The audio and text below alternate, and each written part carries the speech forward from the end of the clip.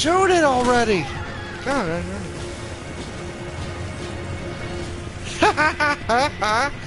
who would win? I bet it's the pipe wrench.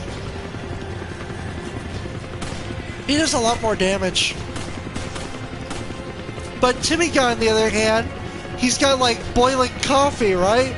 And then he tosses the coffee cup at customers. Scalding hot, 3rd-degree burns. Or, you know, like second degree burns, yeah. Jesus, that's some hot coffee you got there, sir.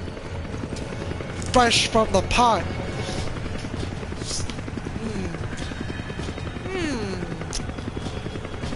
Write down what all his abilities. Now he beats you, he takes all your money.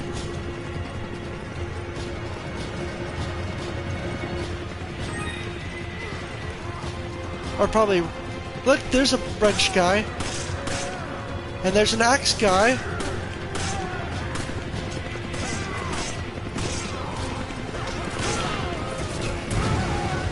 Woo! That's a spicy meatball!